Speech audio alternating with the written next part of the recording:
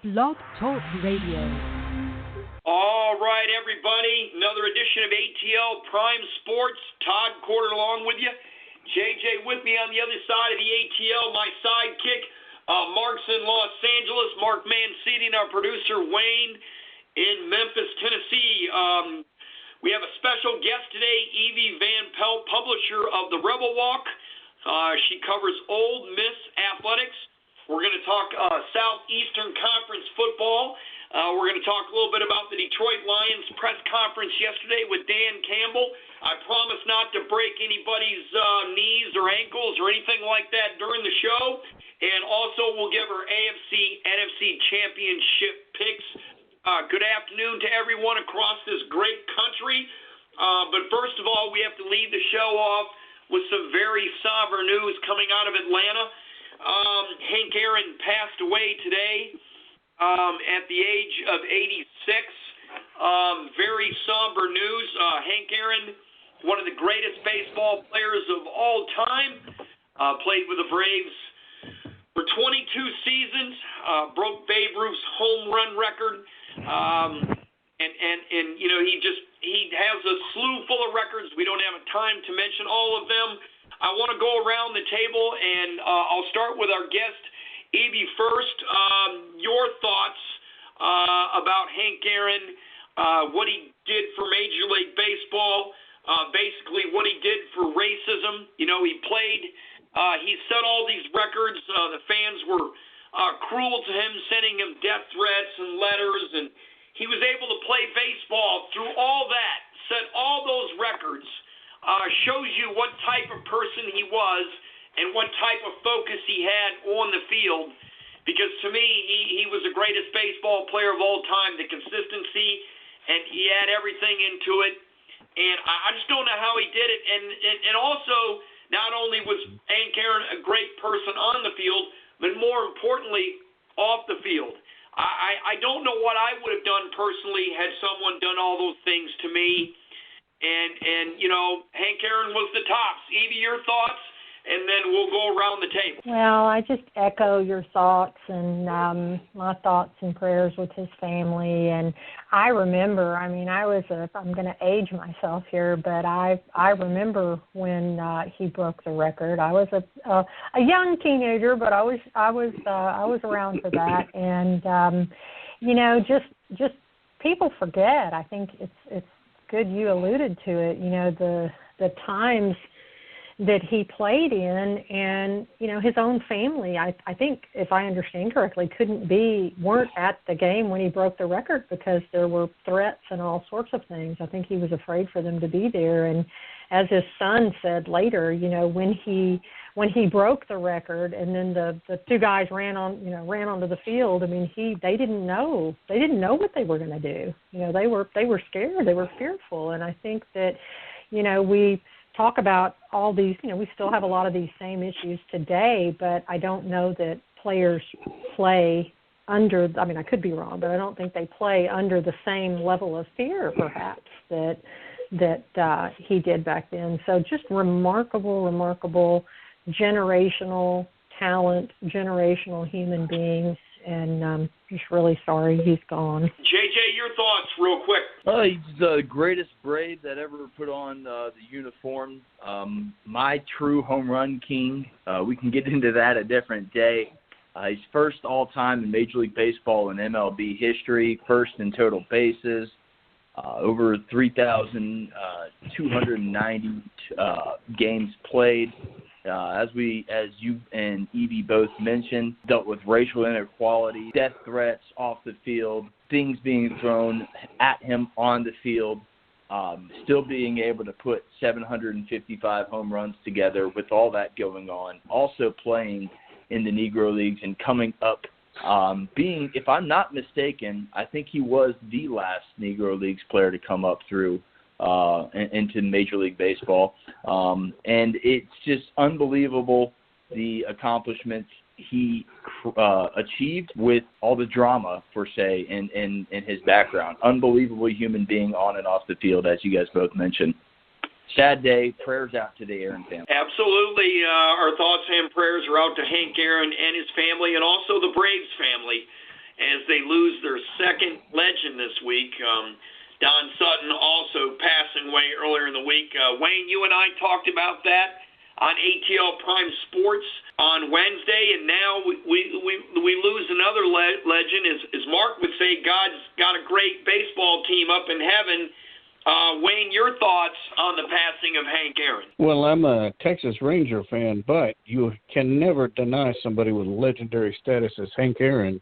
And I would say as long as we talk about baseball, we will be talking about Hank Aaron. Well, no doubt about it. Mark, you out in Los Angeles, you and I had this conversation earlier on the Philadelphia Phillies alumni podcast. Tell our listeners here what comes to mind when you think of Hank Aaron. Well, I'll tell you, when Evie said, basically she remembers it, I remember it, and as we get older, I think we get better with age, so we become like a fine wine as we start to climb that knowledgeable ladder in life, I like to call it.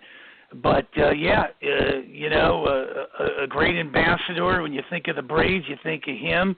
I mean, the leader of that thing growing up, those uniforms we were talking about earlier, and just the whole ambiance of the Braves in general. And then, like one of the listeners was talking about bringing back Hank Aaron into relevance when Barry Bonds was trying to chase him down for the all-time home run record. So a lot of things, and, it's sad. And, we lost a lot of people in the last year and taking it now into 2021. We sure have, and let's hope the year gets better and not worse. Yes, Hank Aaron was simply the best. The way he conducted himself once again and off the field, despite what was going on off the field, his performance on the field was, of course, he'll tell you it was affected, and I believe him, but it never looked like it was affected because he was always full of grace and composure, and he was simply the best. So rest in peace, Hank Aaron, and our thoughts and prayers are out to you and your family and the Atlanta Braves and Major League Baseball. As we all know, Hank Aaron was not only a Hall of Famer on the field, but a Hall of Famer off the field. Guys, let's switch over to college football. That's why we brought Evie on the show this morning. We had this breaking news, so we had to make a slight adjustment before we started talking to Evie about college football. You can catch Evie on Twitter at Ole Miss Evie. That's OLE Miss Evie. You can follow her on Twitter. She is the publisher of the Rebel Walk. She covers Ole Miss athletics. And Evie, thank you for coming on the show a little bit earlier and talking about Hank Aaron with us. And let's go to Southeastern Conference football. And obviously, the major story this week involved McDonald's in Southeastern Conference football, which I never thought I would say that over the air. But it involved Tennessee and its recruiting violations by handing cash in McDonald's bags to recruits when they would come along campus. A couple of assistant coaches from Tennessee were dismissed. And tell us what you know in detail. All this came out from the Dan Patrick story this week, so we don't know what's true and what's not true. But it's a sad, pathetic story as Jeremy Pruitt was let go and Philip Fulmer resigned as AD. I understand Tennessee did hire an athletic director, and if you could tell us all more about that, that'd be great. Yes, well, it has been quite an interesting week in the SEC. I tell you, you're right. They have hired a new athletic director. They've hired Danny White, and I think he's got a really good reputation. And I think, goodness gracious, he took over as athletic director at Central Florida. I think they had two American Athletic Conference titles, bowl appearances, 25-game winning streak. I think that he is widely and highly well thought of, so that's good for them. But I tell you what, I think that they're going to have some issues. I don't know if I'm sure y'all have been keeping up with it, but it just seems like every day somebody else is entering the transfer portal from Tennessee. I think they're losing players. They had to get rid of some coaches. They got rid of head coach Jeremy Pruitt, as you said, for cause for NCAA violations. So, they're looking at some tough times, I think, coming up, and they just need to keep their little mitts off Lane Kiffin. I've seen tons and tons of Tennessee fans trying to say, "Come home, Lane," and I'm sorry, that's not happening. So, well, you mentioned mitts off Lane Kiffin real quick. There was a story about Hugh Freeze and the SEC trying to block his entrance back into the Southeastern Conference. Of course, the Hughes Freeze story very well. And also Kevin Steele is the intern head coach. He came over from Auburn as the defensive coordinator. He played at Tennessee. It's who knows what's going to happen next with Tennessee. I think they need to come together and they need some continuity. I think so, and I think that Danny White probably is a really good guy for the job at AD. I really do think so. I think that they need someone that has some integrity. I'm absolutely not saying that Fulmer didn't or anything, but I just think that someone who's widely respected in college athletics, and I think that Danny White is. So I think that that's a good start for them.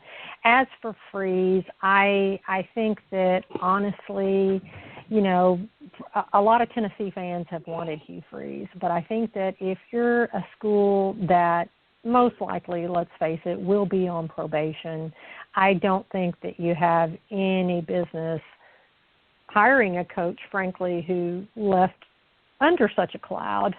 There are Ole Miss fans will say, well, but he didn't, he wasn't fired because of the NCAA. He was fired because of the whole, burner phone and, stuff like that. However, I just think that I'm not saying Sankey. I know Sankey basically said his institutions are free to hire who they want, but let's be real. I don't think that you want a school on probation with a coach coming in who's had such a rancorous reputation with the NCAA. I think that would be asking for trouble. So I don't expect it to be Hugh Freeze, and I don't expect it to be Lane Kiffin. So we got about 5 minutes. JJ wants to go in and ask you a question. I'm sure first thought in his head is, why didn't they use some Chick-fil-A bags? They're more sturdy than the McDonald's ones. Go ahead, JJ. Well, I was also going to say, don't forget Danny White's claimed national football championship in his acclimates either. Yes. Also, yes. let's talk about this recruiting class. Lane hit the ground running, got a number 18 recruiting class, so according to Rivals, 7 4-star recruits. Pretty big numbers there for Ole Miss and Oxford. What do you expect from this recruiting class? And what can the Ole Miss faithful expect, and where do they believe they can finish this fall? Well, I tell you what, I think a couple of things. We've got coming in today, I believe, and this weekend, big defensive lineman Tywone Malone, who I think has narrowed it down to Ole Miss and A&M and Florida State. I think a lot of people, this is his second visit to Oxford. A lot of people are really crossing their fingers that he will end up being a Rebel. Playing baseball is also really important to him, and the Rebels have got a really good baseball program right Absolutely. now. They're and so Lane knew this was an important recruiting cycle. They really loaded up on the defensive side of the ball, which, let's face it, they needed it because they were pretty much 127th out of 127 in overall defense, so they needed some help. Of the kids that they signed, let's see, I believe 18 of them are already on campus and started Monday working out. So they're early enrollees. So that's huge. So they really shored up the defensive line and the secondary, which were huge Achilles heels. So I think that we feel like things are looking up. Good. Well, as I've mentioned to you last time, my half my family has gone to school there, so hotty toddy, and I'll throw it over to Mark. Thanks. Things run in threes, guys, and I look at it like this. SEC, ACC, Southern Bells. That's the bar. And, even though Lane Kiffin and the boys went 5-5, the middle of the pack in the SEC can take out a lot of conferences. And, even though they lost to LSU, the defending champ, in Alabama, they put up 48 points on those two schools and came up. So, it's a win in somebody's book when you can put up that many points. And I think the Ole Miss program is in good hands. I like it. You got to beat the best to be the best. And if you put Ole Miss in another conference, I think they'd be sitting in first and second for a decade. I don't know what your thoughts are, guys. Well, it's interesting. I mean, I'll jump in there. I think that a lot of people, when they played Indiana in the Outback Bowl, Indiana, and I love the coach for Indiana. He was a friend of mine, Tom Allen. So really good guy, good program. But I think a lot of people overlooked Ole Miss in that game. And I think that, kind of it goes to your point. I think Indiana had a really solid team. But I think that Ole Miss, they are playing in the SEC, and not to just be an SEC homer, but I mean I do think that there is a strength there, and I think that they surprised some people in that game. You know what? Our producer wants to say hi to you. Wayne does from Memphis, Evie, and he just basically wants to tell you it just means more in the SEC. Well, Memphis has already switched gears to basketball now. And I did want to say we kind of miss having y'all as an SEC opponent in the non-conference schedule. But maybe upcoming years, when everything gets back to normal, we'll be seeing y'all again. So I just wanted to say hey and say appreciate playing y'all. And I'm glad we didn't have to play you in football. I mean, this year football, man, Memphis is tough in football. So I don't know what it is, but they always play each other tough. But I'm with you. I'm all for things getting a little bit more back to normal, hopefully. Hopefully so. Evie, thanks so much for coming on today. We really appreciate it. Thank you for staying on and talking about Hank Aaron. That came up unexpectedly today, but unfortunately, as Nick Saban would say, this is part of the process of life. So, that's what football coaches think, and unfortunately, with Hank Aaron's passing, it's a sad day here in Atlanta. Evie, thanks so much for coming on. We'll have to have you on another time, and good luck to old Hotty Toddy and Ole Miss. Okay, thank you so much. Y'all made my day, and I really appreciate you having me. Thank you so much. Well, thank you. That's Evie Van Pelt, publisher of the Rebel Walk here on ATL Prime Sports, along with Todd Corder in Atlanta, with JJ on the other side of the ATL, with Mark on the other side of the earth, on the other side of the United States in Los Angeles, and our great producer, Wayne in Memphis. Guys, let's go to the comments by Dan Campbell, the new coach of the Detroit Lions. Little different to say the least. There was 30-second segment in there where he talked about if you knock us down, we're just going to smile, and if you knock us down, it's going to take you 2 more times to knock us down, and then we're going to take out a kneecap, and then we're going to get up again, and it's going to take 3 times to knock us down, and then we're going to go for your other kneecap. And I guess it's coach speak, it's toughness, even though he said in the interview, I don't want to go into coach speak, but he did a little bit. But you know what?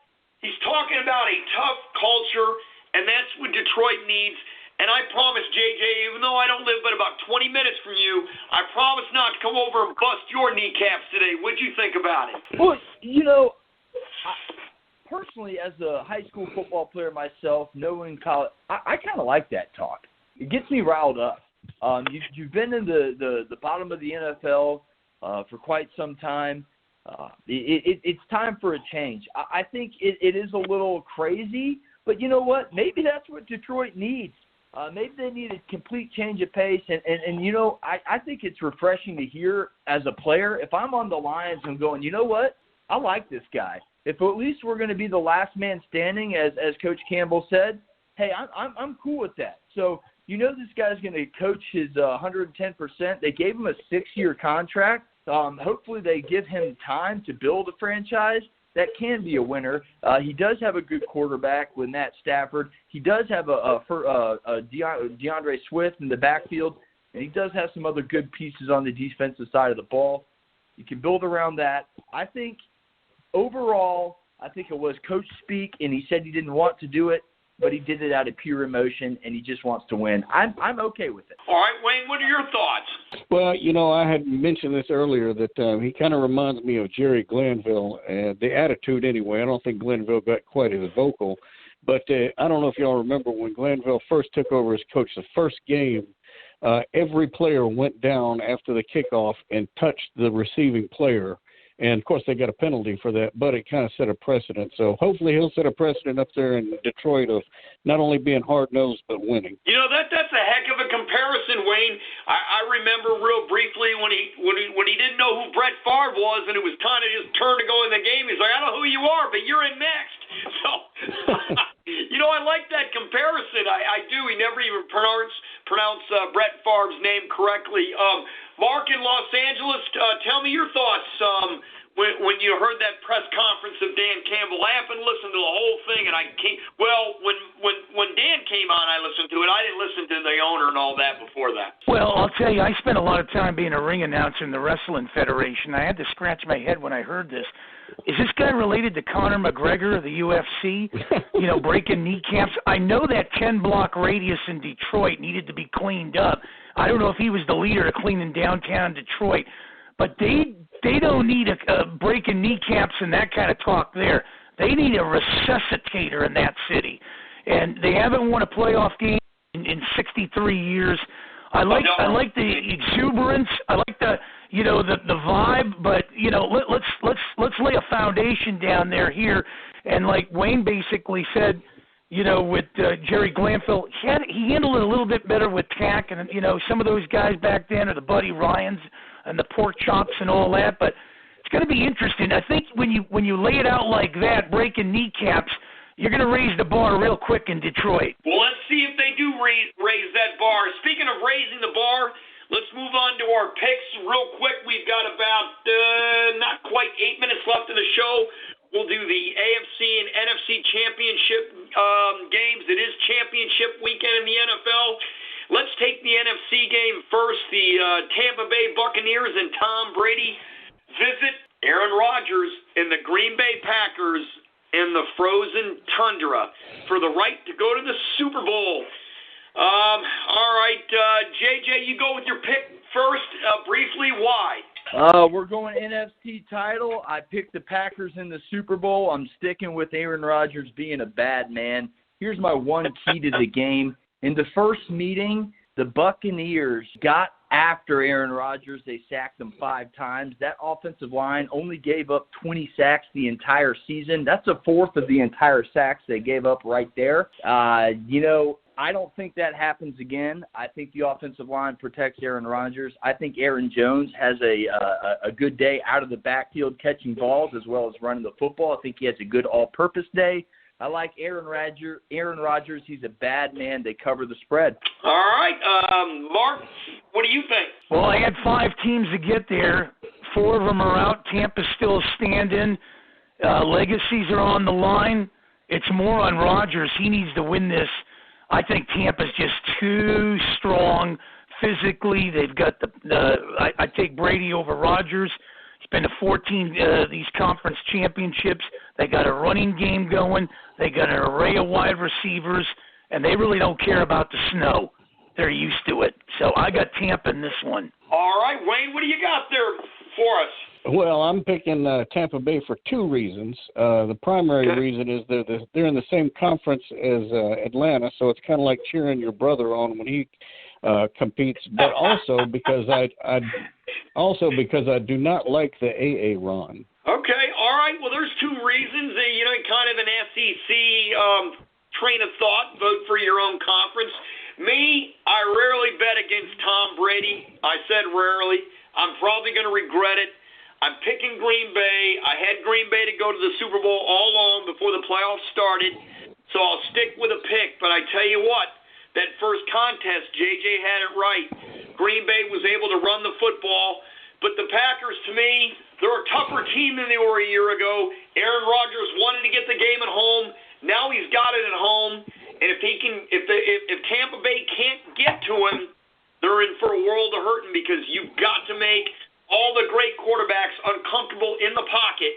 And I think that that's what's going to happen is that he's going to have time to throw, and they're going to have balance.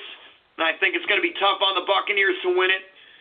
So I've got Kansas City Green Bay to win by 3. Let's go. We got less than 4 minutes, so we're going to have to hurry this up quickly. Let's go with Buffalo and Kansas City. Your thoughts, JJ? I stuck with the Bills. I said Packers-Bills. I'm keeping the Bills. My key to the game is, again, it's going to be Mahomes' health. He's still in concussion protocol. If he can't pass, he can't play. But even if he does play, I like the Bills' balance. I think the Bills' defense is playing the best football they've played all year. Bills get past the Chiefs on the road this weekend and go to the Super Bowl.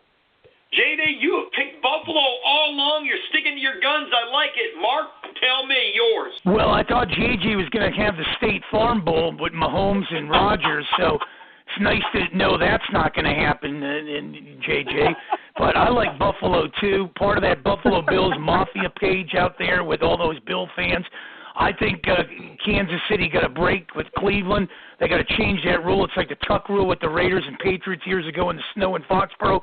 I like the Bills to come in there, smack them around, and Tampa Bay Buffalo playing in the home stadium for the first time in Tampa. That's going to be a barn burner. Wayne, who do you got? Well, I've picked Buffalo from the start, and I'm going to stick with them. And I hope I don't jinx them by saying this, but I've got a feeling Buffalo's going to the Super Bowl. You needed to have your guitar when you did that. You should have brought out the guitar for that. Honky man. Well, right. Capella for you. Hey, if Buffalo wins on Monday, Wayne, on the show, you can bring your guitar on, and you can do Buffalo's going to the Super Bowl. I've got Kansas City. That's been my pick, Green Bay and Kansas City in the State Farm Bowl. Thank you very much, Mark. I think you're going to see Mahomes play. If he doesn't, even with Chad Henne, it'll be very interesting. So we will have to see on that, and we'll have to see how that goes.